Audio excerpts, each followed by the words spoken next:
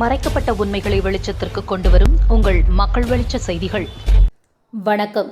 செஞ்சியில் drone இயந்திரம் மூலம் மருந்து தெளிக்கவும் விதை விதைக்கவும் எளிய முறையில் பயன்படுத்த விளக்க கூட்டம். விழுப்புரம் மாவட்டம் செஞ்சி எம்பிஆர் காம்ப்ளெக்ஸில் உள்ள பாரத் மித்ரன் சமூக பொருளாதார மேம்பாட்டு அறக்கட்டளை கிளை அலுவலகம் சார்பில் மாநில ஒருங்கிணைப்பாளரும் சமூக ஆர்வலருமான அகலூர் ஜோலாதாஸ் ஏற்பாடுகளின்படி ட்ரோன் இயந்திரம் விளக்க கூட்டம் நடைபெற்றது. தமிழ்நாடு விவசாயிகள் மற்றும் நீர்நிலை பாதுகாப்பு சங்க மாநில ஒருங்கிணைப்பாளர் அறவாழி வரவேற்றார். தமிழக விவசாயிகள் பாதுகாப்பு சங்க மாவட்ட தலைவர் ஏழுமலை, மாவட்ட செயலாளர் தங்கராஜ், ஃபார்ம் டிராக்டர் கம்பெனி மாவட்ட ஒருங்கிணைப்பாளர் கபிலன் ஆகியோர் முன்னிலை வகித்தனர். Hilt defence and aerospace private limited நிறுவனத்தால் அங்கீகரிக்கப்பட்ட முதன்மை டீலர் சத்யா அசோசியேட்ஸ் திருவண்ணாமலை திருமதி சத்யா தலைமையில் நடைபெற்றது. ஹில்ட் டிஃபென்ஸ் ஏரியா மேனேஜர் ராமமூர்த்தி, இன்றைய காலகட்டத்தில் விவசாயம் ஆட்கள் போதாத குறை காரணமாக பெருமளவில் நலிந்து வருகிறது. இந்த நிலை மாற்று விதமாக ஹில்ட் டிஃபென்ஸ் ஏரோஸ்பேஸ் என்ற நிறுவனம் மத்திய மாநில அரசுகளின் உதவியோடு ட்ரோன் இயந்திரம் மூலம் மருந்து தெளிக்கவும் விதை விதைக்கவும் போன்ற வேலைப்பாடுகளுக்கு எளிய முறையில் ட்ரோன் மூலம் பயன்படுத்துவதை விளக்கி பேசினார். சத்யா அசோசியேட்ஸ் டீலர் கம்பெனி களப்பணியாளர் ஜேசுதாஸ், குபேரன் ஆசிரியர் ஓய்வு, சமூக ஆர்வலர் வள்ளம் ராமமூர்த்தி, முருகன் சிவகுமார், அன்பழகன், பெருமாள், கணேசன் மற்றும் விவசாயிகள் பலர் கலந்து கொண்டனர். பாரத் மித்ரன் அறக்கட்டளை மாவட்ட மகளிர் அணி ஒருங்கிணைப்பாளர் பர்வீன் நன்றி கூறினார். செய்திகளுக்காக விழுப்புரம் மாவட்ட செய்தியாளர் சுரேஷ்குமார். நன்றி. விவசாயத்தில் ரொம்ப ஆள் நெருக்கடியான சூழ்நிலை நிறைய இருக்கு. அந்த காலம் ஆளுங்க அந்த பெரிய ஆளை வர சொல்லு அப்படின்னா 4 பேரை கூட்டுன்னு வருவார், நாற்று பிடிங்க போடுவார், நமக்கு எல்லா வேலையும் செஞ்சுட்டு கொடுக்குற சாப்பாடு சாப்பிட்டு நம்ம அவங்க குடும்பத்துக்கு ஆதரவாகவும் இருந்தோம், அவங்க நமக்கு ஆதரவாக கள்ளங்கப்படம் இல்லாமல் இருந்தாங்க. இன்னைக்கு காலத்தில் அந்த கள்ளங்கப்படம்லாம் இல்லாமல் இல்லை. அதுதான் முக்கியமாக இருக்குது. அதுதான் நம்மகிட்டேருந்து அவங்க பிரிச்சிச்சு, அவங்ககிட்டேருந்து நம்ம பிரிச்சிச்சு பிரிவினையில் இப்போ விவசாயத்தை நம்ம சரியான முறையில் நடத்த முடியல. ஆட்கள் பற்றாக்குறையானால அதே எந்திரங்கள் வந்தாலும் அதை நம்ம சரி பண்ண முடியல. அதை சரி பண்ணுற நோக்கத்தில் தான் இந்த மிஷின் நமக்கு ஒரு வரப்பிரசாதமாக வந்துருக்கு. அதை எல்லாரும் பயன்படுத்திக்கணும். ஆனால் விழிப்புணர்வு இல்லை மக்கள் மத்தியில். அதை நம்ம தான் கொண்டு போய் சேர்க்கணும். என்ன பண்ணோம்னா, டிராக்டரை வச்சு உழுதுறோம், சேடை ஓட்டிடுறோம். அடி உரம் போடுறதுக்கு கூட ஒரு ஆள் தேட வேண்டியிருக்கு இல்லையா? அடி உரமே இதிலே போட்டுக்கலாம். அது பிறகு நடவு நட்டுக்கலாம். உழுது நடவு நட முடியாத சூழ்நிலை நம்ம நெல் விதைக்கால் விதைச்சிடலாம் அப்படின்னும் போது கூட அதுக்கும் உரம் போட்டுக்கலாம். உரம் போட்டுட்டு நெல்லும் விதைச்சிக்கலாம். அது இந்த மிஷினில் வாய்ப்பு அந்த மாதிரி பயன்படுத்தலாம். அடுத்தது எந்த பயிராக இருந்தாலும் சரி, நெல் முதல் மக்காச்சோளம், கரும்பு, தென்னை, மா, இது போல எந்த ஒரு விஷயத்தை கூட நம்ம மிஷினை பயன்படுத்த முடியாதுன்னு ஒதுக்கி வைக்க முடியாது. எல்லாத்துக்குமே பயன்படுத்தலாம். எல்லா பயிருக்குமே பயன்படுத்தலாம்.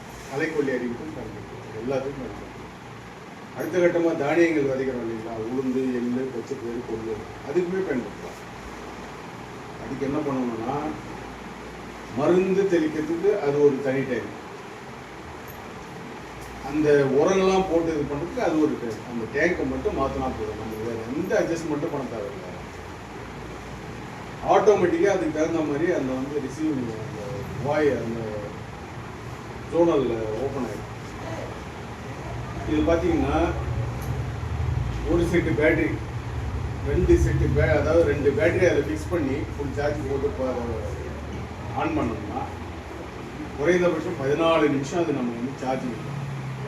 ஒரு பேட்டரி 16 mAh. இதுக்கு மேலே 32, 22, 25 அதெல்லாம் வாய்ப்பு. அதெல்லாம் சீக்கிரமாக சைக்கிள் டைம் நமக்கு கிடைக்காது. சைக்கிள் டைம்னா உங்களுக்கு தெரியும் நினைக்கிறேன்.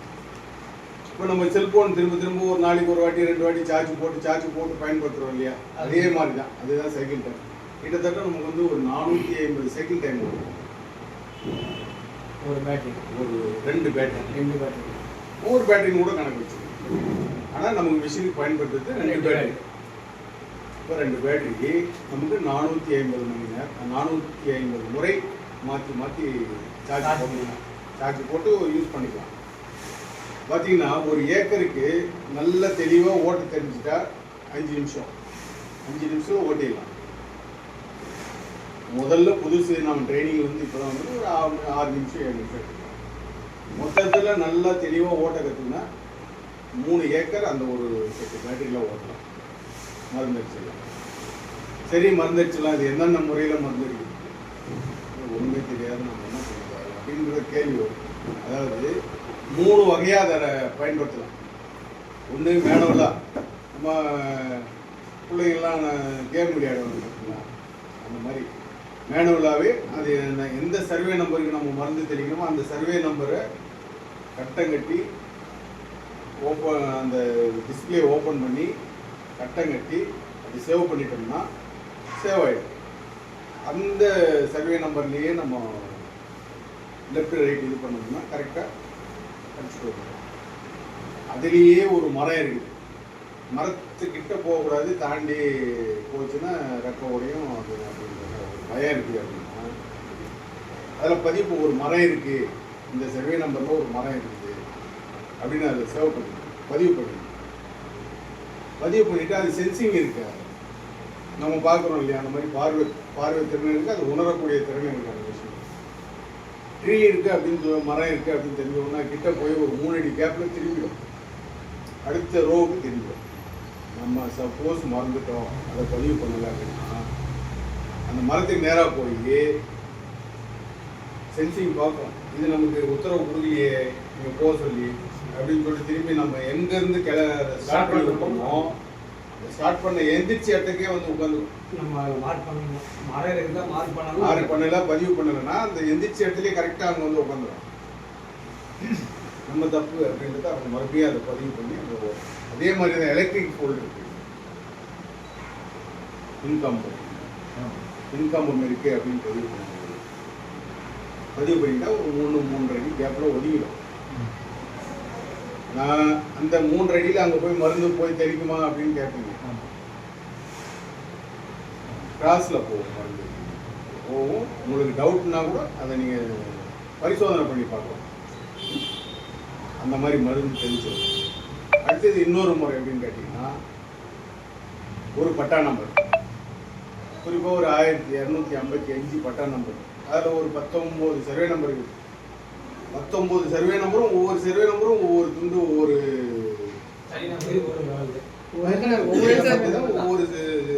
கயனியாக ஒவ்வொரு தனித்தனியாக பிட்டா இருக்குன்னு வச்சுங்களேன். இதில் இடையில 4 பேருக்கு 3 பேருக்கு ஒவ்வொரு துண்டு கேப்பில் நம்ம அந்த காலத்தில் நம்ம பரம்பரையில் நம்ம அண்ணன் தம்பி தாத்தா பெரிய தாத்தா சின்ன தாத்தா சேவ் பண்ணி விட்டோம்னா இடையில யாருக்கு இருந்தாலும் அதை விட்டு நம்ம சர்வே நம்பர் இருக்குது, அதை போய் தான் மருந்து இருக்குது. இங்கிருந்து 800 மீட்டர் வரைக்கும் நேராக ஸ்ட்ரைட்டாக போகும்.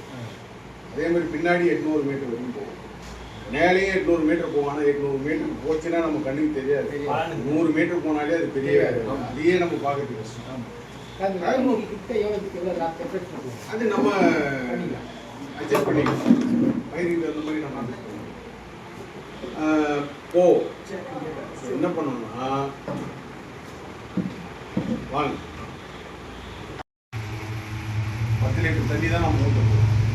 5 லிட்டர் தண்ணி பாதி ஊற்றும் போதே அடுத்து மருந்து எடுத்து கலந்துட்டு ஃபில் பண்ணி டேங்க் மூடி நீங்கள் ஓட்டலாம். டேங்க்கு சுத்தமாக இருந்துச்சுன்னா வேற எந்த பிரச்சனையும் இல்லைங்க.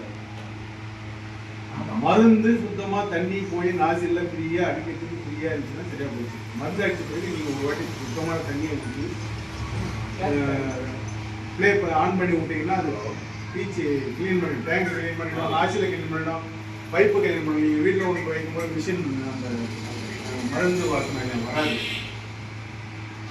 நம்ம சாதா ஸ்ப்ரே கொண்டு வைக்கும்போது ஆனால் நம்ம ஒரு வாட்டி முடிஞ்சு போச்சு ஃபீல்டு அப்படிங்கும்போது ஒரு 10 லிட்டர் தண்ணியை ஊற்றி அதை ஒரே வச்சு கொஞ்சம் தொட்டி மேலே அந்த தண்ணியை பீச்சு அடிக்கிற மாதிரி வச்சுட்டோம்னா க்ளீன் பண்ணிடும். டியூப் க்ளீன் ஆகிடும், நாசில் க்ளீன் ஆகிடும், டேங்க் க்ளீன் ஆகிடும், மிஷின் க்ளீன் ஆகிடும், ஸ்மெல்லு வராது. சரிங்களா? இவ்வளோதான் விஷயம். சர்வீஸ்லாம் நீங்கள் வாரண்டி 1 இயர் வாரண்டி. அது என்னென்ன பொருள் மதர் போர்டு தவிர பொருள்லாம் வாரண்டி. பேட்டரிக்கு வாரண்டி கிடையாது. ஓகேங்களா? எப்பயுமே பேட்டரிக்கு வாரண்டி. எவ்வளோ கொடுப்பாங்கம்மா? இன்னுமே எந்த கம்பெனியும் பேட்டரி கேரண்டி கொடுத்து எந்த கம்பெனியும் உலகத்திலேயே கிடையாது சார். செல்ஃபோனுக்கே கிடையாது சார், தெரியுமா? கேட்டுக்கணும். எந்த பேட்டரிக்குமே இனிமேல் கேரண்டின்னு கொடுக்குறது எந்த கம்பெனியுமே இன்னுமே எவனும் எந்த பொம்மும் தயாரிக்கணும்.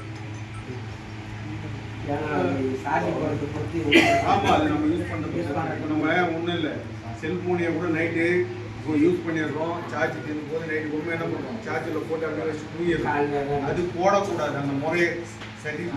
அதே மாதிரி இந்த பேட்டரியை கூட நம்ம என்ன பண்ணுறோம், செல்லில் ஒரு நாளைக்கு ஒரு வாட்டி அந்த க்ளீன் பண்ணுற அந்த என்ன சிஸ்டம் வந்து செல்லு க்ளீன் பண்ணுறதுக்கு அது ஒரு சிஸ்டம், ஆன்டிவைரஸ், அதெல்லாம் பூஸ்ட்டு அந்த மாதிரி அதெல்லாம் பயன்படுத்தணும். நம்ம பயன்படுத்துறது கிடையாது. செல்லை போட்டு அது என்ன, நான் ஒரு 2 மாதம் 3 மாதத்துக்கு பின்னாடி புலதாசி மாதிரி வீங்கிடுவோம்.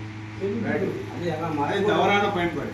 இப்போ என்ன பண்ணலாம், தூங்கி எந்திரிச்ச பிறகு சொல்ல பாதி சார்ஜ் கால் பங்கு சார்ஜோட பேட்டரி இருக்கலாம், தப்பு கிடையாது. ஃபுல்லாக சார்ஜ் போட்டு அப்படியே இருக்கக்கூடாது. நம்ம இந்த பேட்டரியை கூட மிஷின் பேட்டரியை கூட கொண்டு போய் வைக்கிறோமா, நாளைக்கு ஃபீல்டு போகணும்னா இன்னைக்கு நைட்டு போட்டு வச்சுருக்கோம்.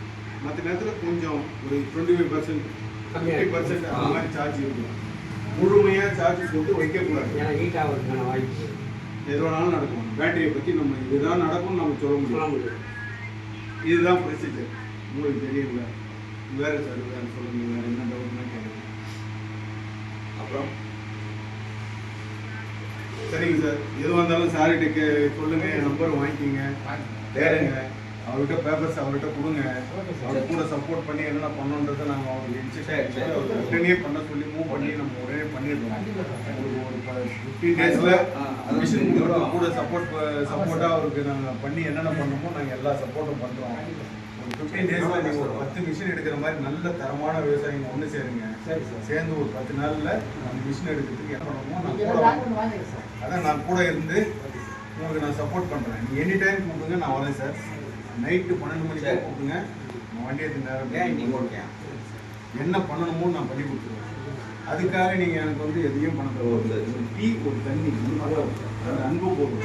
ஏன்னா என் விவசாய மக்கள் இந்த இன்னொரு விவசாயி சார், இப்போது ஆளுங்க இல்லாததான் நம்ம சிரமப்படுறோம். ஒன்றே இந்த 3 மிஷின், அதாவது நம்ம அவனே இந்த வார்த்தையை போட முடியாது.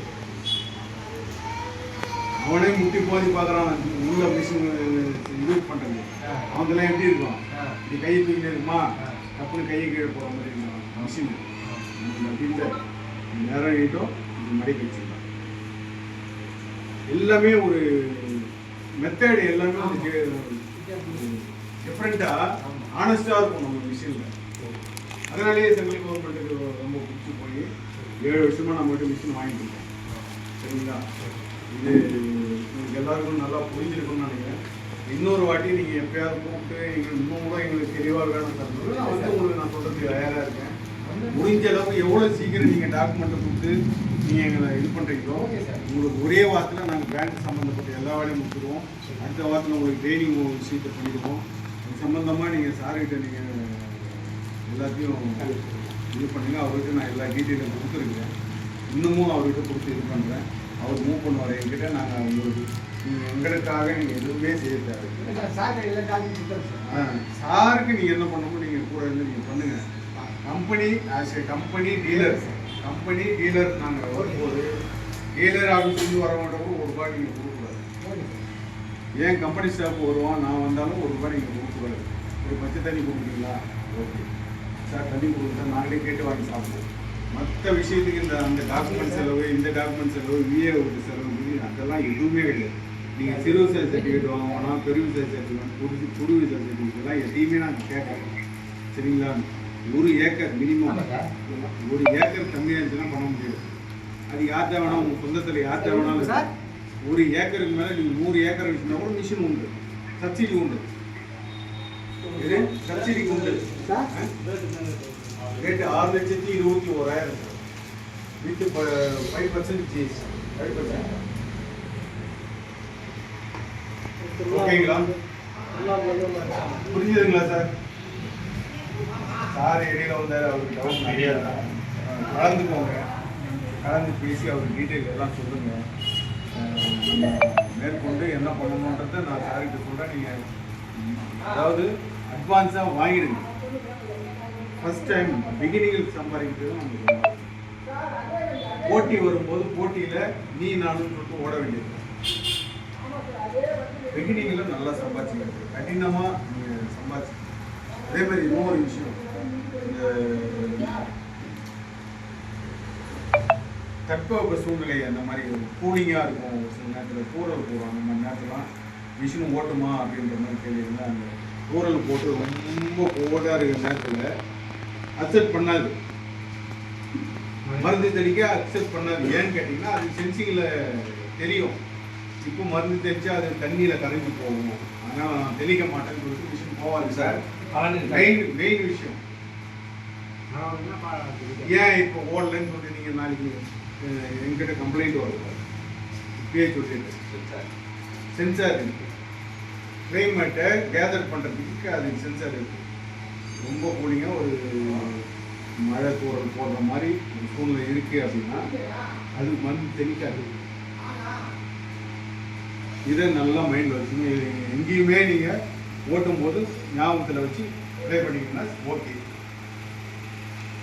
முக்கியமான விஷயம். சரிங்களா? வேற சார் வேற ஏதாவது டவுட்னா கேளுங்க.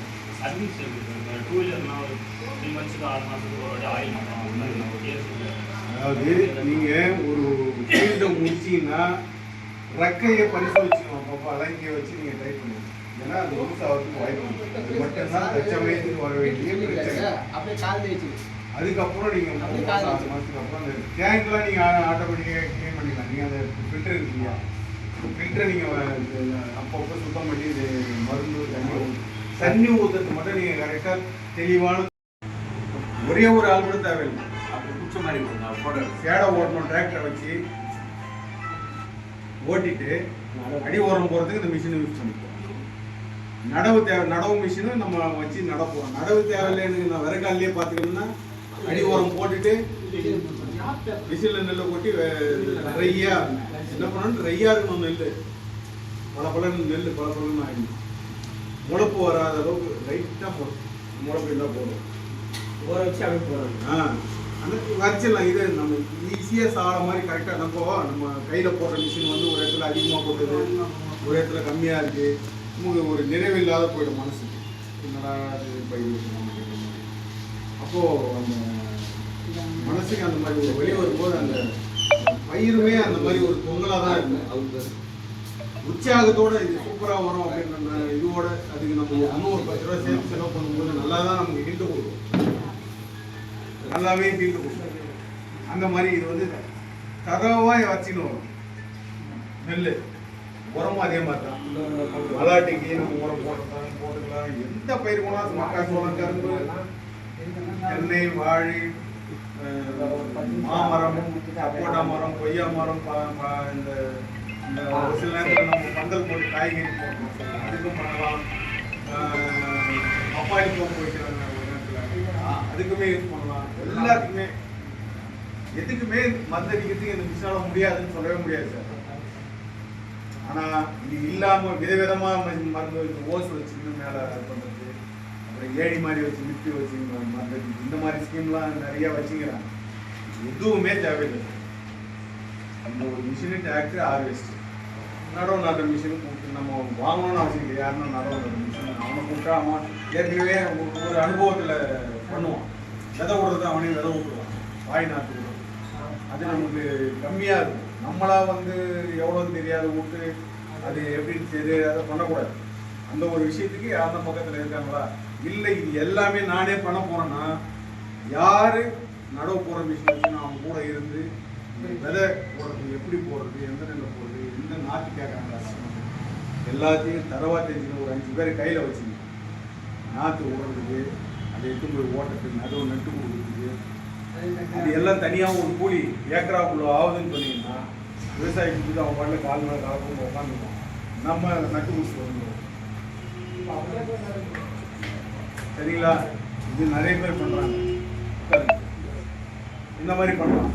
இந்த மாதிரி பண்ணி கொடுத்துட்டீங்கன்னா அதுக்கப்புறம் களை பறிக்கும் போது களை பறிச்சது பிறகு ஒரு வாட்டி ஒரு பொட்டாசியம் யூரியா கலந்து போடணும், மருந்து ஒரு வாட்டி அடிக்க போடணும். இதில் ஒரு நம்ம தனியாக பண்ணும்போது 3 வாட்டி மருந்து அடிப்போம். உண்மைதானே சார்? 2 வாட்டி பண்ணாலே போகுது.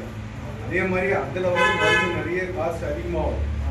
இது காசு கம்மி, மருந்து கம்மி. 10 லிட்டரில் 1 ஏக்கர் நம்ம முடிச்சிடும் 5 நிமிஷத்தில். அப்படின்னும் போது அதுக்கு தகுந்த மாதிரி மருந்து அந்த பவர் மருந்து போட்டோம்னா 10 நிமிஷத்தில் 5 நிமிஷத்தில் 1 ஏக்கர். அடுத்த நாள் பார்த்தா பயிர் இருக்காது.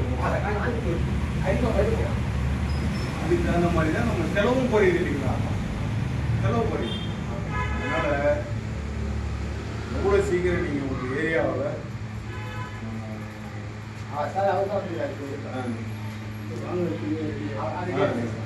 அது நான் சொன்ன டாக்குமெண்ட் நான் வந்து நான் கூட எடுத்து நான் சப்போர்ட் பண்ணிடுவேன். விழுப்புரம் மாவட்டத்துக்கு நீங்கள் யாராவது டீலர் எடுத்துக்கிறேன் அப்படின்னு முழு மனதோட யாராவது நான் பண்ணுறேன், நீங்கள் சொன்னதை வச்சு நான் பண்ணுறேன் அப்படின்னு சொல்லிட்டு யாராவது விருப்பம் இருந்தால் ஐயா சொல்லுங்க. அது சம்பந்தமா நான் உங்கள்கிட்ட நேரில் பேசுறேன். என்னென்ன ப்ராசஸ் இருக்கு, எப்படி பண்ணணுன்றதை நான் சொல்றேன். ஏற்கனவே நாங்கள் பேசி வச்சிருக்கோம். இப்போ ஐயா மூலமா இப்படி ஒரு இது வரும்போது நம்ம இது வந்து நெருக்கமா நம்ம வந்து ஒண்ணுக்கு ஒண்ணு இது நல்ல விதம், அதான் ஒண்ணுக்கு ஒண்ணு நம்ம இது வந்து நல்ல விதமா அமையும். சரிங்களா? தெரியாத ஒரு நபரை தேடி போய் அவங்கள நான் கேதர் பண்ணணும், அவங்கள பற்றி விசாரிக்கணும், அவங்க எப்படி பண்ணுவாங்க, அவங்களோட பின்புலம் என்ன பார்க்கணும், எப்படி நிறைய விஷயங்கள் இருக்கு. ஆனால் இது இப்படி வரும்போது உங்களுக்குள்ள நீங்கள் யார் எப்படி என்னன்றது நல்லா தெரியும் அவருக்கு. அப்போ தெரிஞ்ச பிறகு அவர் என்ன சொல்லுவார், இவர் பண்ணாருன்னா கரெக்டாக பண்ணுவார், அவர் நானும் சப்போர்ட்டாக இருக்கும் அப்படின்னு சொல்லிட்டு ஒரு முடிவு பண்ணி எங்களுக்கு ரெக்கமெண்ட் பண்ணுவார். இப்போ எங்களுக்கு அது ஈஸியாகிடும். சரிங்களா? அதை பாருங்கள் சார். அதையும் பண்ணுங்கள், அதையும் பண்ணுங்கள். அந்த யாரும் ரெக்கமெண்ட் பண்ணுவாங்க, பர்சனலாக பேசலாம், பேசி ஒரு டீலர் அப்பாயின்ட் பண்ணுவோம், ஒரு சர்வீஸ் இன்ஜினியரிங் போட்டுருங்க. ப்ராசஸ் கரெக்டாக 100% எங்கள் சைட்லேருந்து உங்களுக்கு எந்த ஒரு டிஃபெக்டும் இல்லாமல் நாங்கள் அதை பண்ணி கொடுப்போம். சரிங்களா? கரெக்டாக யூஸ் பண்ணுங்கள், கரெக்டாக பண்ணுங்கள். நல்லா இனிமேல் லாபம் தான் விவசாயத்தில். நிச்சயமா சார். ஒன்றும் இல்லை, ஒரு மார்க்கெட்டுக்கு வரோம். அதுக்கு முன்னெல்லாம் சார் நம்ம அப்பா காலத்துலாம் வந்தாங்க. அவங்களாம் சொல்ல முடியாது, அவங்களாம் கவடத்து போய் வந்தாங்க. ஆமாம் சார், நம்ம கூப்பிடாதே வந்தாங்க. வந்தாங்களா, செஞ்சாங்களா, நம்ம கொடுத்தது வாங்கிட்டு போனோம். அதே மாதிரி நம்ம அனாவசியமாக உடலை குடும்பத்துக்கு ஒரு கல்யாணம் ஆகுதுன்னா முன்னு நின்று போய் நம்ம செஞ்சுட்டு வந்தோம். அந்த நன்றி உணர்வோட பெருசா இருந்துச்சு. ஆனால் இப்போ வந்து இதை பெருசுப்பட்டு பிரிவினையை உண்டாக்கலாம். இதுதான் நடக்குது. ஒண்ணுக்கு ஒண்ணு தாயா புள்ளையா வளர்ந்ததை இப்போ வந்து நாங்கள் பெருசு நீங்கள் பெருசுன்ற மாதிரி அந்த மாதிரி போயிட்டு. ஆனால் உழைப்பு ஒரு விஷயம் சார். தருமபுரி கிருஷ்ணகிரி மாவட்ட மக்களை மாதிரி தமிழ்நாட்டில் எங்கேயுமே கிடையாது. ஏன்னு கேளுங்க, 70 வயசு கேள்வி கூட சரி காலையில் எந்திரிச்ச உடனே அது என்ன பண்ணும், பேரனோ பேச்சியோ இல்லை புள்ளியோ இல்லை மக்களையோ கூப்பிட்டு மற்ற தென்னை மாவோட வீட்டுக்கு போய் கூட போட்டால் அது சாப்பிட்றதுக்குள்ள ஒரு 2 நிமிஷம் தோட்டத்தில் கட்டி வச்சிடும். அதுக்கப்புறம் குளிச்சுட்டு கிழிச்சிட்டு வேலை துணி நல்லா சுத்தபத்தமாக முடிச்சுட்டு அதுக்கப்புறம் உட்காந்து அன்றைக்கி ஒரு நாளைக்கு 10 முடிச்சு தொடப்போம் இல்லை 20 முடிச்சு தொடத்தை கீச்சு கையால் வச்சு ஒன்று அவங்க சும்மா இருக்க மாட்டாங்க. 2வது நம்மளை மாதிரி ஆள் என்ன பண்ணுவாங்கன்னா காலையில் 10 மணிக்குள்ள அங்கே வந்து தண்ணி 1500 அடி கீழே தான் தண்ணி. தண்ணியை வந்து தங்கம் மாதிரி யூஸ் பண்ணுவோம். குளிக்கும் போதும் சரி குடிக்கும் போதும் சரி அது அவ்வளோ பயபக்தியோட மரியாதையோட பயன்படுத்துவாங்க.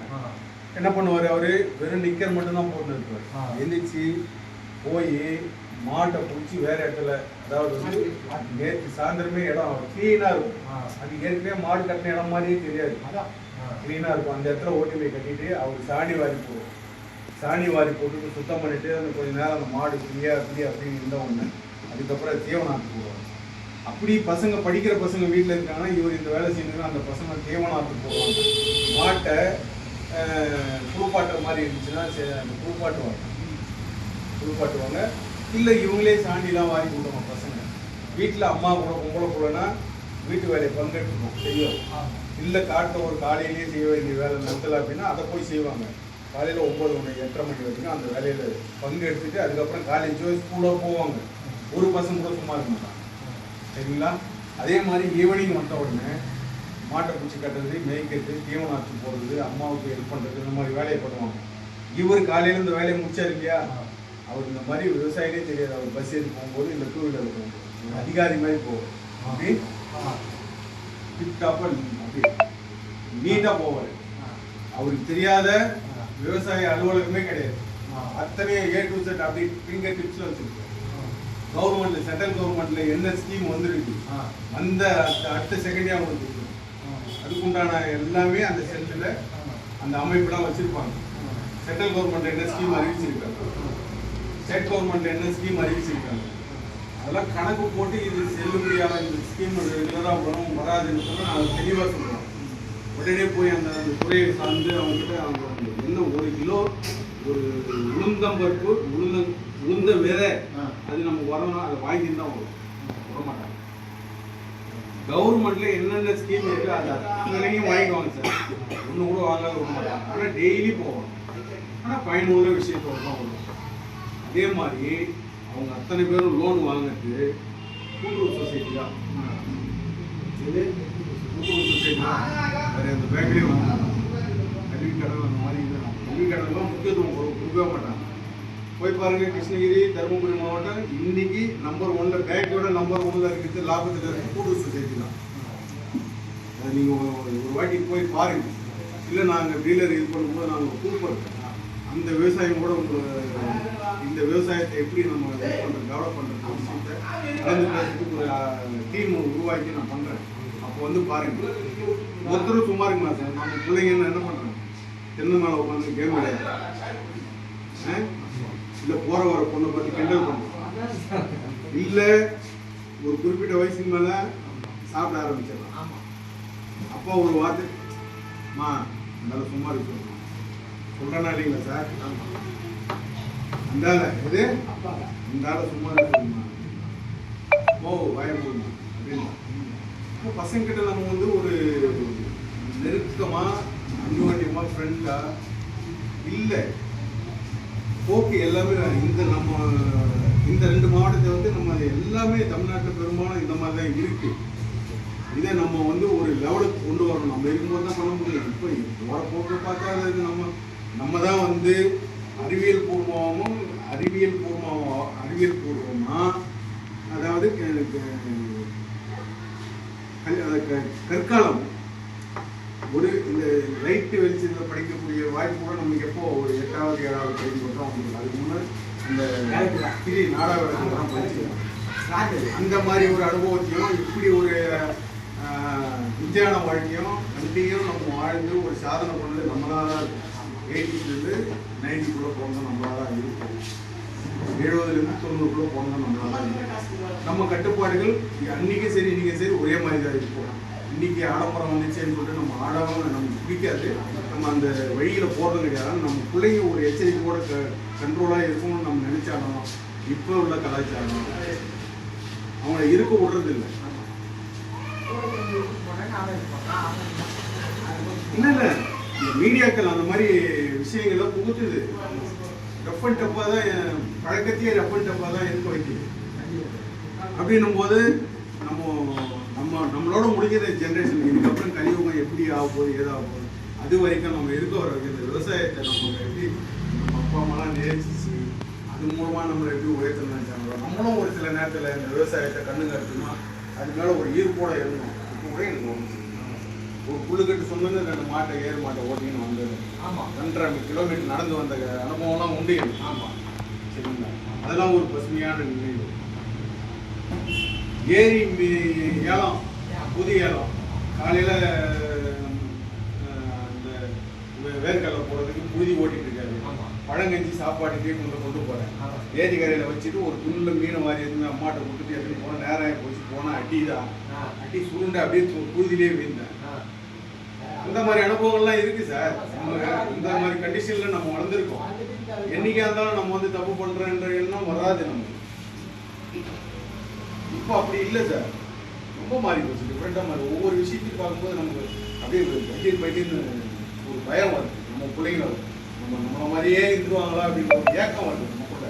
இது எல்லாத்துக்கும் காரணம் விவசாயத்தில் அக்கறை இல்லாமல் போனதுனால. நம்ம இருக்கிற வரைக்கும் நம்ம விவசாயத்தை அக்கறையாக பார்த்துக்குவோம், அதுக்கு இதெல்லாம் பயன்படுத்துவோம், கொஞ்சம் கோஆப்ரேட் பண்ணி இருக்கிற வரைக்கும் மக்களுக்கு ஒரு நல்ல சாப்பாடு சாப்பிட்றதுக்கு நம்ம உதவியாக இருக்கும் அப்படின்னு கேட்டுக்கினேன்.